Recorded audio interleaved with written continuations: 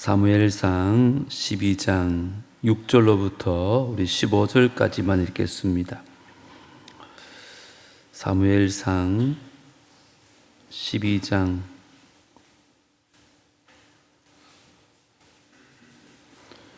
6절로부터 우리 교독은 10절까지만 하겠습니다. 10절까지만. 제가 먼저 6절 읽겠습니다. 사무엘이 백성에게 이르되 모세와 아론을 세우시며 너희 조상들을 애굽 땅에서 인도하여 내신 이는 여호와이시니 그런즉 가만히 서 있으라. 여호와께서 너희와 너희 조상들에게 하신 모든 공의로운 일에 대하여 내가 여호와 앞에서 너희와 강론하리라. 야곱이 애굽에 들어간 후 너희 조상들이 여호와께 부르짖음에 여호와께서 모세와 아론을 보내사 그 두 사람으로 너희 조상들을 애굽에서 인도해 내어 이곳에 살게 하였으나 그들이 그들의 하나님 여호와를 잊은지라.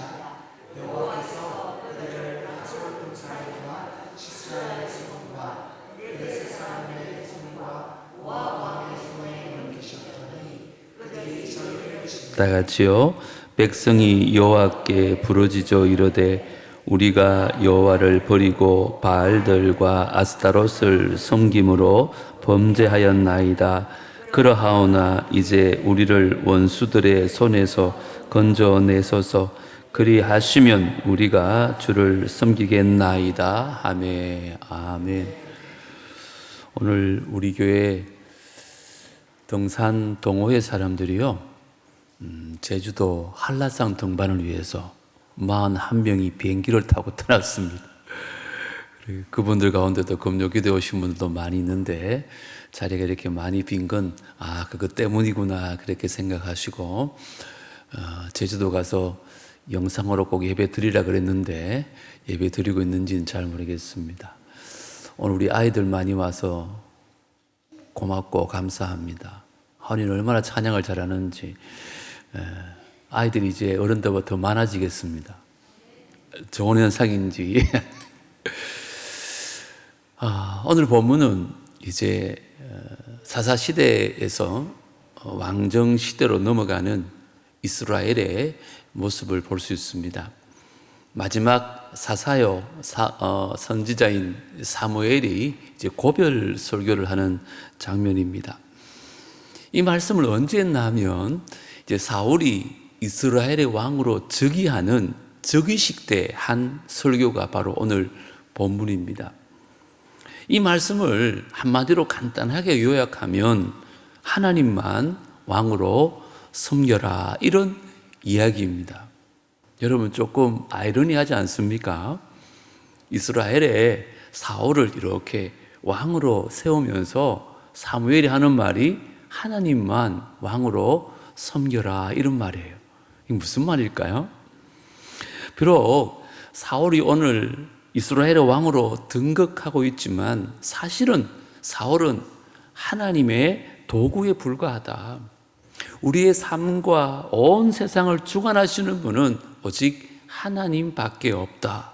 사무엘이 그 얘기를 하고 있는 거예요. 여러분, 사무엘이 이 말을 외친 지가 한 3,000년이 지났습니다. 그럼에도 불구하고 오늘 이 말씀은 어쩌면 오늘날 우리에게 그대로 적용되는 불변의 진리가 아닌가, 이런 생각을 오늘 밤에 해봅니다. 우리가 예수를 구세주로 믿고 이제 저와 여러분은 하나님의 백성이 되었잖아요.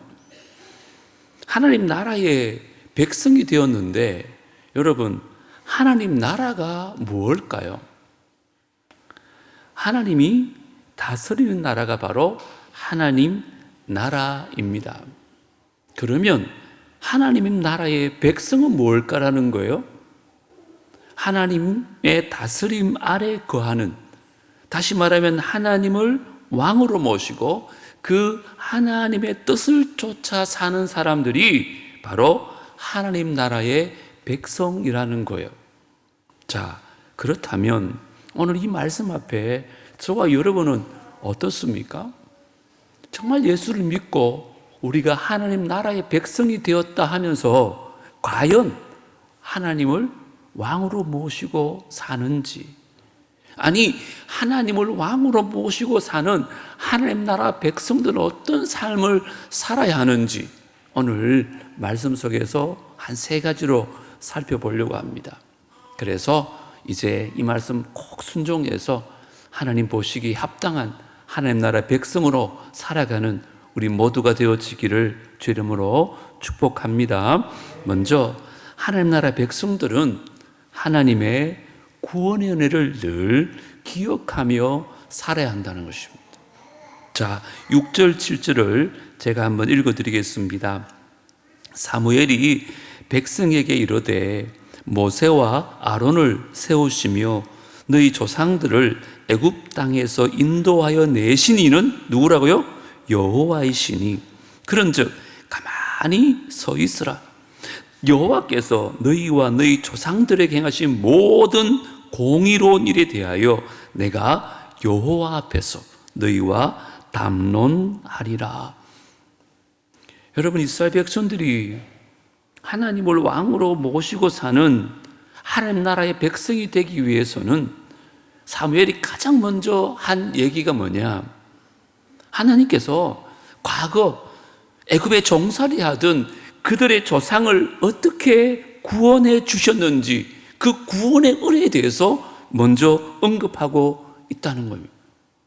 그러면서 하는 말이 가만히 서 있으라 그러죠. 이 말은 그 중대한 일을 앞두고 마음의 준비를 갖추라 이런 뜻입니다. 이게 담론한다 이 말은 우리가 한번 재판해보자.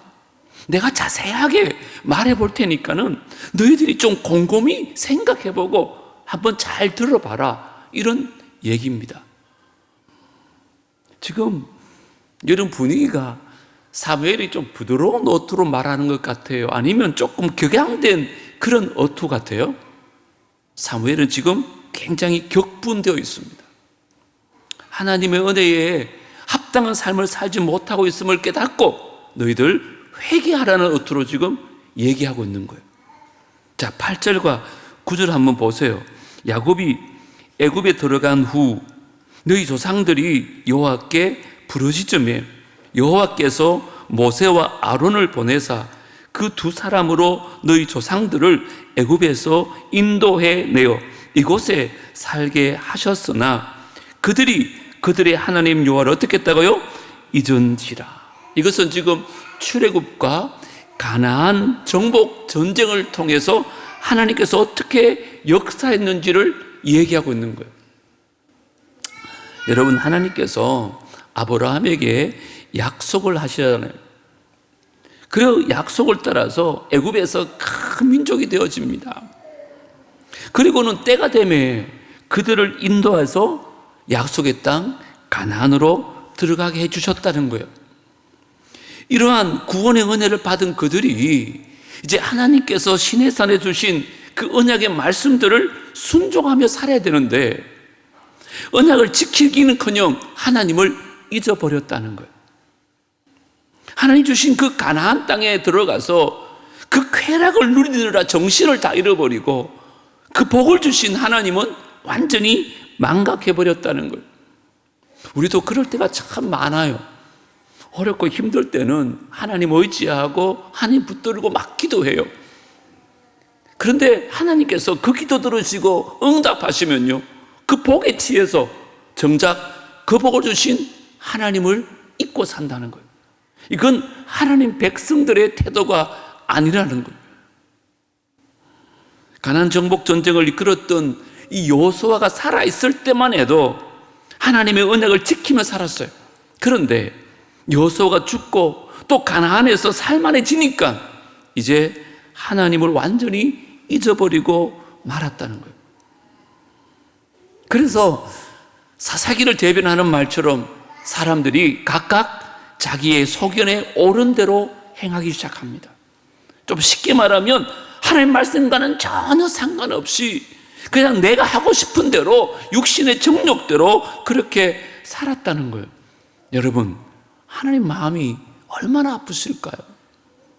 그렇게 힘들게 살았던 사람들을 바라보면서 그들의 부르짖는 소리를 듣고는 그들을 구원하고 그들에게 복 줬는데 정작 그 복을 받고는 하나님을 까마득하게 잊어버리는 거예요.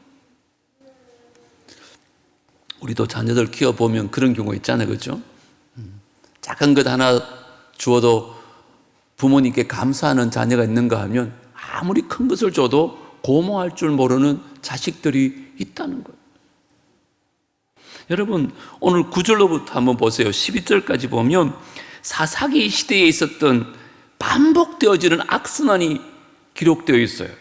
여호와께서 그들을 하솔 군사령관 시스라의 손과 블레셋 사람들의 손과 모압 왕의 손에 넘기셨더니 그들이 저희를 침해 징계를 받은 거예요. 백성이 여호와께 부르짖어 이르되 뭐라 그래요? 우리가 여호와를 버리고 바알들과 아스타롯을 섬김으로 범죄하였나이다. 그 뭐 하는 거예요? 지금 회개하는 거잖아요. 그러하오나 이제 우리를 원수들의 손에서 건져내소서. 그리 하시면 우리가 주를 섬기겠나이다 하매 여호와께서 여룻바알과 베단과 입다와 나 사무엘을 보내사 하나님이 사사를 보내는 거죠. 그래서 너희 사방 원수의 손에서 건져내사 구원을 베푸신 거예요. 너희에게 안전하게 살게 하셨거늘. 사사기 보세요. 똑같은 사이클이 계속 반복되어져 나오잖아요. 첫 번째는 뭐예요? 이스라엘의 범죄입니다. 그 다음에는 하나님의 징계가 따라옵니다. 그 다음에는 이스라엘의 회개가 나오고요. 또 하나님의 구원이 나옵니다. 그런데 그 구원의 은혜를 또 망각하고 또다시 죄를 짓는 거예요. 그때 하나님이 또다시 징계하십니다.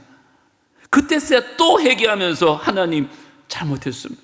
이번 한 번만 봐주시면 내가 정신 차리고 살겠습니다.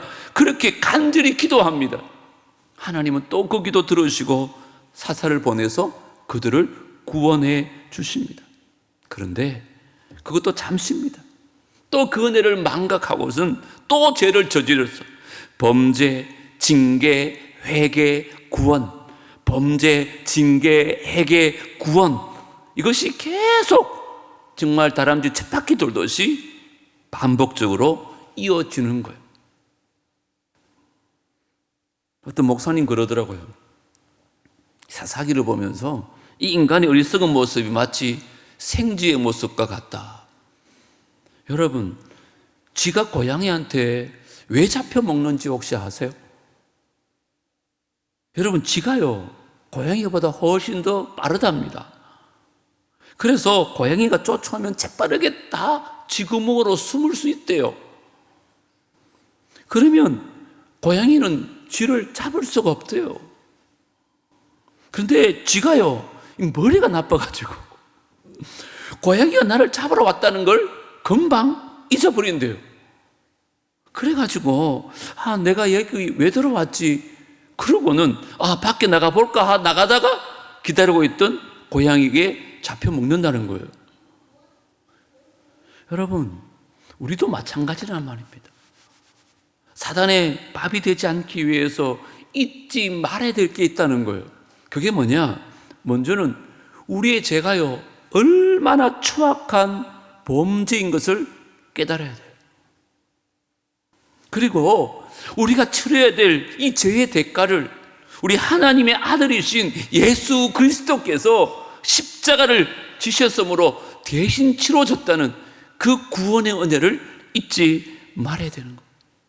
날마다 그 은혜를 기억하고 그 은혜에 감격하며 감사하며 살아갈 때 우리는요 오직 하나님만을 왕으로 섬기는 하나님 나라 백성이 될 수 있다는 거예요. 사무엘은 지금 그것을 지적하고 있어요. 저와 여러분은 어떤가요? 정말 날마다 그 구원의 은혜에 감격하며 감사하며 살아갑니까? 아니면 주님 주신 그 복을 누리면서 주님과는 전혀 상관없이 사사시대처럼 내 속에는 옳은 대로 살고 있지는 않습니까? 오늘 이 밤에 우리의 모습을 정직하게 말씀 앞에 비춰보고 다시 한번 구원 은혜 기억하며 그 은혜 감사하며 살아갈 수 있는 우리 모두가 되어지기를 주님으로 축복합니다. 그게 하나님 나라 백성의 마땅한 태도입니다. 두 번째, 하나님 나라 백성들은요, 오직 하나님만을 유일한 왕으로 인정하라는 것입니다. 왕이신 그분은 오직 하나님밖에 없다. 자, 12절, 13절은 다 같이 한번 읽어보겠습니다. 시작.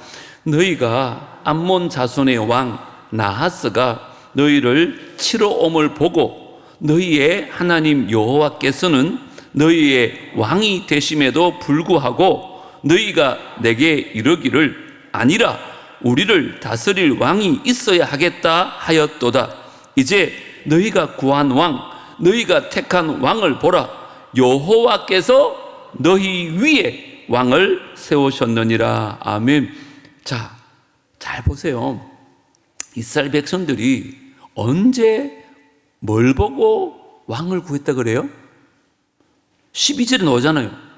암몬의 나하스가 쳐들어오는 것을 보고 왕을 구했다는 거예요. 암몬 군대가 나하스의 지휘 아래서 정말 일사불란하게 움직이는 것을 보면서 우리에게도 저런 왕이 있었으면 좋겠다. 그러면 우리가 한 마음이 되어서 전쟁을 치를 수 있을 텐데, 그러면서 우리에게도 인간왕을 달라고 때를 쓰기 시작했다는 거예요. 자, 물어보겠습니다. 여러분, 지금까지 이스라엘을 쳐들어왔던 많은 적군들을 대할 때마다 그들을 구해줬던 분이 누구십니까? 하나님이십니다. 그런데 눈에 보이지 않는 하나님 말고 이제 눈에 보이는 인간의 왕, 우리도 저 암몬의 나하스 같은 건장한 인간왕을 보내주세요. 그렇게 막 데모를 하는 거예요. 결국 하나님께서는 사울을 세우십니다. 그리고 사울에게 하나님의 영을 부어주시죠. 그래서 암몬 사람들을 물리치도록 하나님께서 능력을 주셨어요. 그런데 그때 이스라엘 백성들은 그 하나님께는 감사하지 아니하고 사울에게만 잘 보이려고 막 아첨하면서 그렇게 지금 사울을 주목하고 있는 거예요. 이때 사무엘이 막 경로한 거예요. 너의 눈에 보이는 사울왕에게만 박수치지 말고 그 사울을 통하여 너희에게 승리를 주신 우리의 참된 왕이 되시는 하나님을 경배하라고 지금 이야기하고 있는 거예요. 여러분, 잘 한번 생각해 보세요. 때로는요, 우리의 눈에 무엇을 보고 있느냐가 우리 인생을 결정할 때가 있습니다. 보는 것에 따라서 우리 인생이 변화된다는 거예요. 성경에도 그런 얘기 참 많습니다. 그래서 세상에는요, 우리가 봐야 될 것이 있고 성도들이 보면 안 되는 것이 있어요. 성경에 보면 성도들이 보지 말아야 될 것을 봄으로 말미암아 멸망에 빠진 사람들이 얼마나 많은지 몰라요. 몇 가지 예를 들어줄까요? 하와가 뭘 봤어요? 하나님이 먹지 말라고 얘기하신 그 선악과를 보다가 인류 최초의 죄를 지었잖아요. 뭘 보느냐가 중요합니다. 노아 시대에 하나님의 아들들은 뭘 봤다 그래요? 사람의 딸들의 아름다움을 보다가 홍수를 자초하게 된 겁니다. 가나안의 아비 함은 뭘 봤다 그래요? 아버지의 벗은 하체를 보았다가 형제들의 종이 되고 맙니다. 얼마 전에 배웠지만 베세메스 사람들은 그 거룩하신 여호와의 법궤를 들여다보다가 5만 70명이 멸종당하는 그런 불행을 당하게 됩니다. 예수님의 순제자 베드로도 예수님 대신에 그 파도를 보고는 두려움이 생겨가지고 물에 빠지고 말았잖아요. 그런데요, 이와 반면에 아브라함은요, 정말 바랄 수 없는 중에도 하나님을 바라봄으로 말미암아 믿음의 조상이 되었습니다. 스데반도 그 돌로 맞아 죽는 순간에 하늘 보좌에 계시는 예수님을 바라보면서 천사처럼 초대교회 최초의 순교의 영예를 얻습니다. 바울도 보십시오. 그 풍랑 중에 두려워하지 아니하고 하나님을 바라봄으로 말미암아 자기 혼자 산 것이 아니라 276명의 생명을 구해냅니다. 여러분에게 묻습니다. 여러분은 지금 뭘 바라보고 계십니까? 이 예배 시간 말고 예배 시간 오시기 전까지 뭘 바라보시면서 살다가 오셨습니까? 히브리서 12장 2절 다 같이 한번 읽어볼까요? 시작.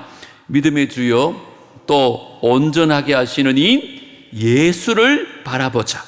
그는 그 앞에 있는 기쁨을 위하여 십자가를 참으사 부끄러움을 개의치 아니하시더니 하나님 보좌 우편에 앉으셨느니라. 할렐루야. 예수님은요, 그 십자가 지시기 전에 앞에 있는 기쁨을 바라봤대요. 그러면서 그 고통과 수치를 참으셨다 그랬어요. 하나님, 예수님께서 바라본 그 기쁨이 뭘까요? 물론 여러 가지 해석이 있겠지만 저는 이런 생각이 들었어요.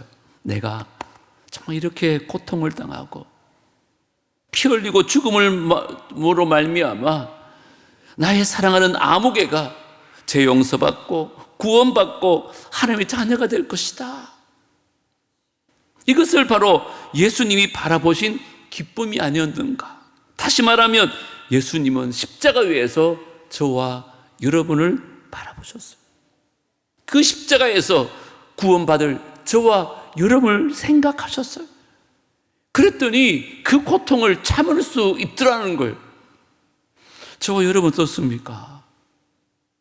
우리도 예수 그리스도를 바라볼 때 이제 우리의 모든 고통과 유혹을 이겨낼 수 있는 힘을 얻게 된다는 거예요. 우리 주 예수 찬양단 찬양했잖아요. 예수가 나의 힘이요 나의 기쁨이다고. 그 예수를 바라보고 예수님을 붙잡을 때 우리 안에 기쁨이 생기고 힘이 생길 줄 믿습니다.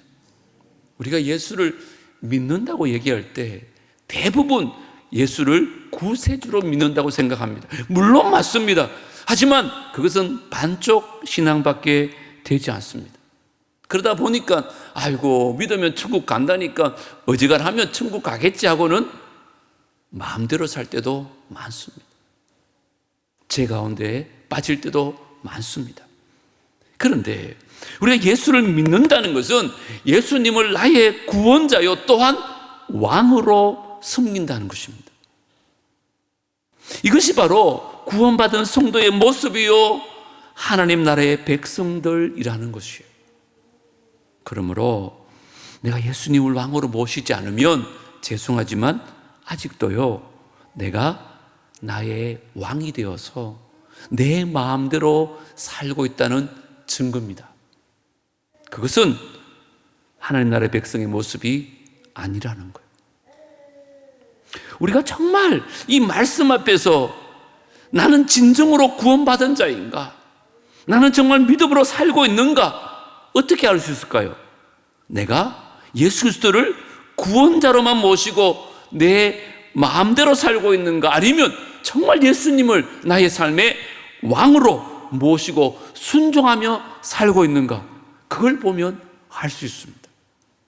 물론 말씀을 100% 다 순종하며 살 수는 없습니다. 하지만 몸부림치는 모습은 있어야 합니다. 그리고 그렇게 살지 못할 때 회개하고 자복하며 주님 앞에 돌아와야 합니다. 그런데 많은 그리스도인들이 삶과 믿음이 따로입니다. 예배당에서 드리는 예배의 모습과 세상에서 사는 모습이 너무나 다릅니다. 예배당에서 예배 드릴 때는 하나님만이 왕이신 것 같습니다. 그분만을 사랑하는 것 같고 그분만을 높여드립니다. 근데 솔직히 예배당을 떠나고 나면 하나님은 온데간데 없고 내가 왕이 되어서 나를 위해 살 때가 얼마나 많은지 모릅니다. 오늘 다시 한번 철저하게 말씀 앞에 우리를 한번 돌아보십시다. 그리고 이제부터라도 오직 내 삶에 예수 그리스도 하나님만이 왕으로 인정할 수 있는 우리 모두가 되어지기를 주 이름으로 축복합니다. 이게 하나님 나라 백성들의 진정한 모습입니다. 우리의 왕 되신 분은 예수 그리스도 하나님 한 분밖에 없어요. 자, 세 번째, 그러면 하나님 나라의 백성들은 그 하나님의 명령을 받들고 그 말씀에 늘 순종하는 삶을 살아야 됩니다. 왕이시니까. 자, 14절, 15절을 잘 보셔야 됩니다, 여러분. 너희가 만일 여호와를 경외하여 그를 섬기며 그의 목소리를 듣고 여호와의 명령을 거역하지 아니하며 또 너희와 너희를 다스리는 왕이 너희의 하나님 여호와를 따르면 좋겠지만은 너희가 만일 여호와의 목소리를 듣지 아니하고 여호와의 명령을 거역하면 여호와의 손이 너희의 조상들을 치신 것 같이 너희를 치실 것이라. 이 말씀을 사무엘이 언제 했다고요? 사울이 왕으로 즉위 될 때. 근데 지금 뭐라 그래요? 그들의 왕은 지금 누구예요? 분명히 사울 맞습니다. 근데 사무엘이 무슨 말 해요? 너희가 사울의 말을 듣고 그의 말을 순종하면 복을 받을 것이고 사울의 명령을 거역하면 처벌받을 것이다. 그렇게 얘기하지 않습니다. 왕 즉위식인데 지금 사울을 왕을 세워놓고 하는 말이 뭐냐? 너희가 여호와를 경외하고 그의 명령을 순종하면 복을 받을 것이다. 그러나 여호와의 명령을 거역하면 하나님의 심판을 받게 될 것이다. 그렇게 이야기하고 있어요. 자, 여기서 질문하겠습니다. 그러면 이스라엘의 참된 왕은 누구란 말이에요? 사울입니까? 아니죠. 하나님이시다는 거예요. 비록 눈앞에 보이는 사울이 왕으로 즉위되고 있지만 너희들의 진정한 왕은, 너희들이 순종해야 될 왕은, 너희들이 두려워할 왕은 하나님이시다 이 말이에요. 여러분, 우리도 마찬가지입니다. 우리가 세상 살아가면서 물론 사람들을 존중하고 또 윗 어른들 말에 순종하고 존중하는 거 참 중요합니다. 그런데 우리가 정말 경외하고 우리가 정말 순종해야 될 상은 한 분밖에 없습니다. 그분이 하나님이신 줄 믿습니다. 그런데 우리가 그분이 눈에 안 보이니까 그분이 뭔가 즉각적으로 순종하고 복을 주시고 불순종하면 매로 들어 치시면 좋겠는데 불순종해도 삶에 아무런 변화가 없어요. 오히려 일이 잘 풀려요. 여러분, 그렇지 않습니다. 제가 분명히 말씀드립니다. 하나님 말씀은요, 순종해도 되고 안 되고 하는 문제가 아니에요. 반드시 순종해야 돼요. 왜요? 그분이 나의 왕이시라면. 그렇잖아요. 다시 말하면 내가 하나님 말씀을 순종하지 않는다면 하나님 나의 왕이 아닌 거예요. 맞잖아요, 여러분. 내가 하나님 말씀을 순종하지 않는다면 나는 여전히 하나님 나라의 백성이 아닙니다. 꼭 기억하십시오. 교회 아무리 다녀도, 아무리 직분을 받고, 아무리 충성하고 복종하더라도 누구의 말에 순종하며 사는가, 이게 우리의 정체성을 드러내는 거예요. 그러므로 내가 하나님께 지금 순종하는가 아닌가가 내가 지금 하나님 나라의 백성인가 아닌가를 가늠하고 증명해 주는 것입니다. 교회 열심히 다니고 교회 열심히 섬기는 것과 전혀 다른 얘기를 하는 거예요. 매일의 삶 속에서 그 하나님을 왕으로 모시고 그 왕 대신 하나님 말씀에 순종하는 삶을 살아가야 한다는 거예요. 그게 하나님 나라 백성의 모습이라는 거예요. 그래서 사울은요, 이 말씀을 증명하기 위해서 마지막으로 하나님의 초자연적인 능력을 가지고 백성들에게 선포합니다. 우리 16절, 17절 한번 다 같이 읽어볼까요? 시작. 너희는 이제 가만히 서서 여호와께서 너희 목전에서 행하시는 이 큰 일을 보라. 오늘 밀 베는 때가 아니냐. 내가 여호와께 아뢰리니 여호와께서 우리와 비를 보내사 너희가 왕을 구한 일 곧 여호와의 목전에서 범한 죄악의 큼을 너희에게 밝히 알게 하시리라. 이스라엘은요, 우기와 건기로 나눠져요. 우기 때는 비가 좀 오지만 건기 때는 거의 비가 오지 않아요. 여기 밀을 추수할 때라 그러잖아요. 밀을 추수할 때는 건기 중에도 건기예요. 비가 거의 한 방울도 오지 않아요. 근데 지금 사무엘이 뭐런 말 하는 거예요? 이때 내가 하나님께 기도하면 하나님께서 우레와 천둥을 쳐서 폭우를 쏟아 부을 것이다. 이런 말 하는 거예요. 가능할까요? 여러분, 비가 안 오는 때라니까요. 이스라엘 땅에 한 방울도 비를 구경하지 못한 때라니까요. 근데 18절 어떻게 됐어요? 이게 사무엘이 여호와께 아래에 여호와께서 그날에 뭐요? 우레와 비를 보내시니 모든 백성이 어떻게 됐어요? 여호와 사무엘을 크게 두려워하니라. 그때야 와, 하나님 이런 분이시구나. 이야, 선지자가 이런 분이구나 하며 두려워하기 시작합니다. 우리도 마찬가지입니다. 여러분, 하나님을 경외한다는 것은 그분 앞에 무서워 벌벌 떠는 걸 얘기하는 게 아니에요.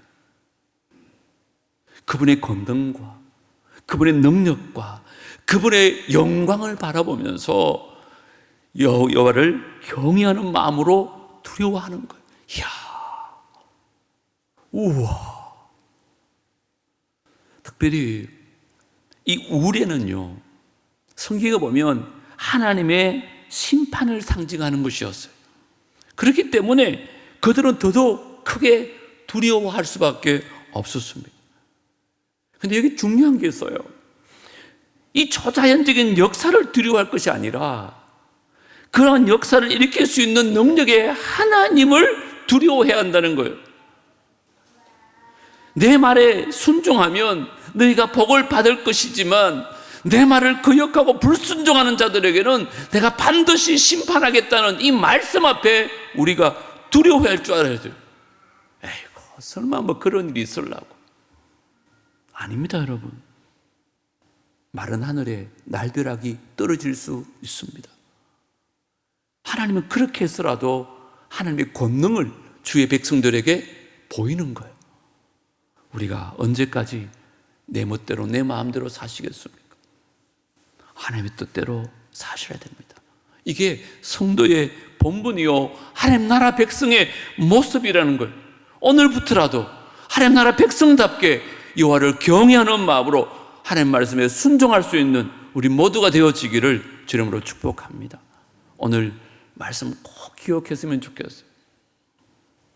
제가 좀 교만한 마음인 줄 몰라도 야, 오늘 같은 날 왜 등산반이 제주도 갔을까? 이런 생각을 했다니까. 그만큼 너무너무 중요한 말씀이에요. 하나님 나라 백성들은요, 세 가지 꼭 기억하십시오. 하나님의 구원의 은혜를 날마다 깨닫고 그것을 늘 기억해야 합니다. 거기서 시작해야 돼요. 저는 오늘 이 밤에도 우리가 그 무엇보다 그 하나님의 구원의 은혜를 다시 한번 감사할 수 있으면 좋겠어요. 그리고 두 번째, 그 은혜를 잃어버리지 않도록 오직 하나님만을 우리의 유일한 왕으로 모시고 날마다 그 하나님만 바라보며 사셔야 돼요. 그러기 위해서 그 하나님의 말씀을 순종하며 그 말씀을 붙들고 살아갈 때 우리가 하나님 나라 백성의 삶이 되어질 줄 믿습니다. 오늘 들은 말씀 우리 마음에 꼭 새기시고 이제 하나님을 우리의 왕으로 모시는 하나님 백성 되기 위해서 날마다 그 십자가의 구원의 은혜 기억하고 감사하며 오직 하나님만을 왕으로 모시고 그러기 위해서 주님만 바라보고 주의 말씀에 순종하며 살아가는 우리 모두가 되어지기를 주의 이름으로 축복합니다. 하나님 아버지, 우리는 하나님 나라 백성이라고 말하면서 백성답게 사는 것이 뭔지도 몰랐습니다. 그런데 오늘 사무엘이 사울이 왕으로 즉위되는 그 순간에 오늘 하나님 나라 백성들은 어떻게 살아야 되는지 말씀해 주셨습니다. 3000년이 지난 지금도 이 말씀은 불변한 진리가 되어진 줄 믿습니다. 오늘 하나님 나라 백성들이 모였습니다. 오늘 이 말씀 꼭 기억하고 무엇보다 하나님의 구원의 은혜 늘 감사하고 감격하며 기억하게 하여 주시옵소서. 그리고 하나님만을 유일한 왕으로 인정하며 섬기며 살게 하여 주옵소서. 그렇게 하나님이 왕이시라면 하나님 말씀 붙들고 말씀 받들고 말씀에 순종하며 사는 하나님 나라 백성들 되게 하여 주옵소서. 오늘 이제 찬양하며 주님 앞에 나아갑니다. 하나님께서 우리 가운데 함께 하여 주시고 특별히 성령님께서 각 사람에게 임하여 주시고 그의 마음을 만져 주시옵소서. 예수님 이름으로 기도드리옵나이다. 아멘.